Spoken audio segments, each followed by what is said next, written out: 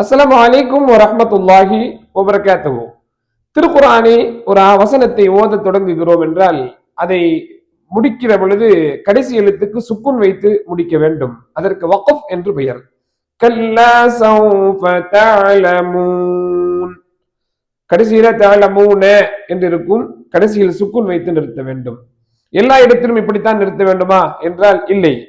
கஃபூரர் ரஹீமா, இந்த இடத்திலே ரெண்டு ஜபர் இருக்கும், தன்வீன் இருக்கும். தன்வீனில் நிறுத்தினால் கஃபூரர் ரஹீமன் என்று நிறுத்தக்கூடாது, மாறாக கஃபூரர் ரஹீம் என்றும் நிறுத்தக்கூடாது. பிறகு என்னதான் செய்ய வேண்டும் என்றால் அந்த தன்வீனை நீக்கிவிட்டு அங்கு அலிஃப் வைத்து கஃபூரர் ரஹீம என்று நிறுத்த வேண்டும்.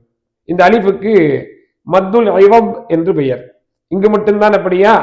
நாம் அன்றாடம் அரபு மொழியிலே பேசுகின்றோம். ஜஸாக்கல்லாஹு ஹைரா என்று சொல்ல வேண்டும். பலரும் என்ன சொல்கிறார்கள்? ஜஸாக்கல்லாஹு ஹைர் என்று சொல்கிறார்கள். அங்க ஹைரா என்பது தன்வீனோடு முடிகிறது, ஹைரன் என்று. அங்கு நாம் சரியாக நிறுத்த வேண்டும் என்றால் ஒரு அலிஃபை வைக்க வேண்டும். அதற்கு மத்துல் இவத் என்று பெயர். ஜஸாக்கல்லாஹு ஹைரா என்று சொல்வதுதான் சரியான பதம்.